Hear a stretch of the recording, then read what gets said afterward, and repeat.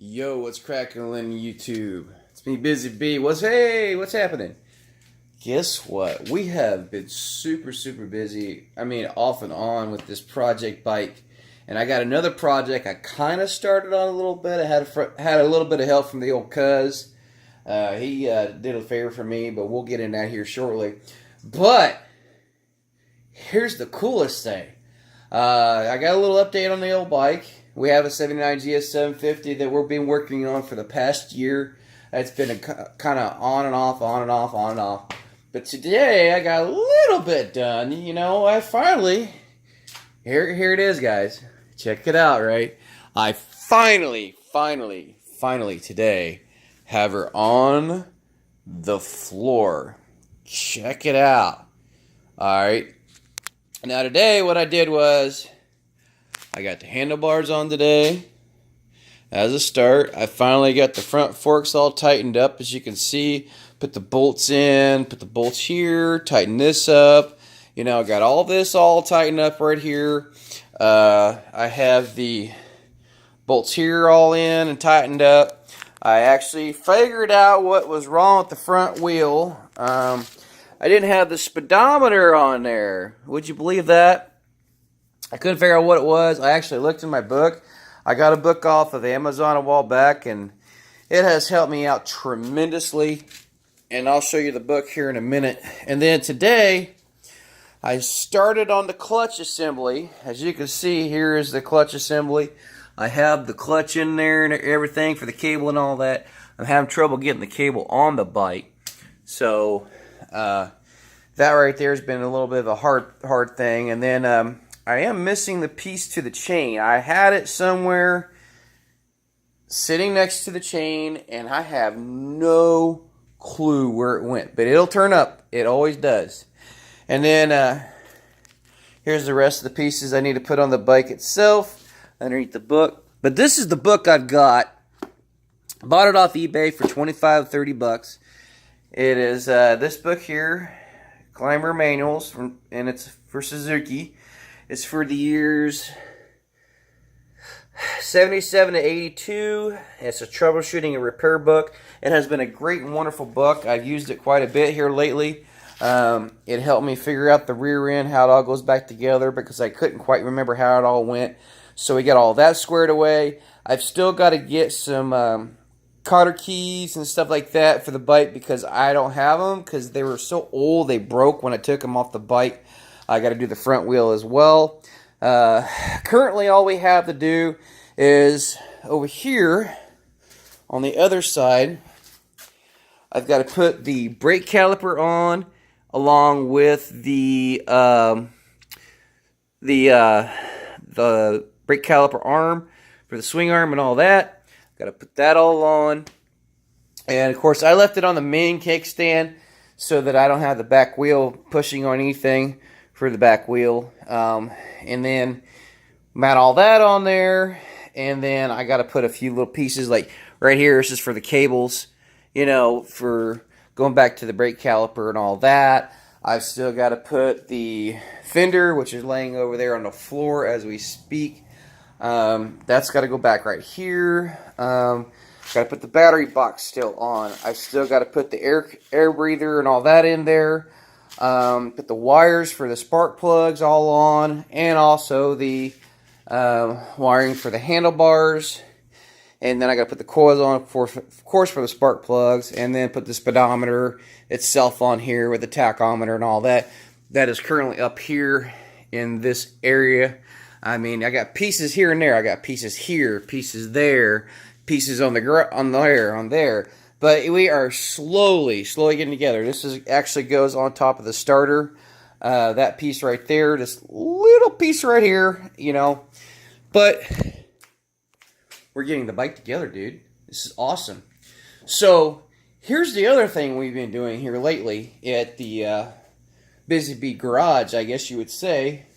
I have a 98 Ford Mustang. Now, it's kind of dark right now. It is 4th of July. There is no fireworks here where I live, because we're out in the middle of the country, and our fireworks store ain't around anymore, so they're not having a big bang anymore. So, oh well. But here's the 98 Ford Mustang, as you can see in the dark. And we have something missing in the Mustang. We could show you. It's dark right now. Oh, shucky darn. Another video, another day. But the seat is missing. Yes. The seat is missing. Now, the reason our seat is missing is because I had to take it out today. And I got it sitting over here aside on a bunch of tarps and stuff I got piled up from me being a flatbedder at the time, and then found a bunch of tarps laying on the side of the road from a flatbedders, just losing them and leaving them, and I was like, well shoot, I'm going to grab one up. So I did. I grabbed a few and they come in handy. But this is what I found today about my seat. It was in the Mustang. For some odd reason along the way in the years, this part right here had broke on the seat. And I got looking at this side. If you see, this is not attached. Alright, so my problem is that it's not onto here. Alright. And I might have a friend of mine might be able to spot weld it maybe. I don't know. Either that, just buy the whole entire piece that I need for this, which does get kind of pricey. But I believe I might be able to take this whole thing apart, replace what it needs to be replaced, and put it all back together. And it's an electric seat. So this, you can see on the other side what my problem is. This is how it's supposed to be, and this is how it's not supposed to be. Okay, so my seat was like a stinking rocking chair, man. And driving down in a Mustang, and you're trying to grab gears and drive down the road, and you're grabbing a gear and you're doing this number when you're going down the road. You're like, it's kind of hard to drive when you're bouncing around because you're trying to get going, but the G-force from the car is making you go backwards, and then turn back around and your foot's on the clutch going like this, and you're like, ah!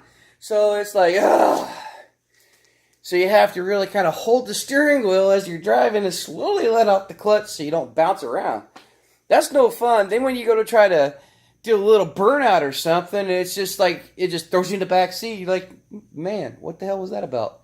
So, as you can see my dilemma, but it's a good looking seat. I mean, I can't complain. It is a good looking seat. I mean, it served its time, but we're going to change out the bracket. All I got to do is take the bolts out here. There's like 4 bolts.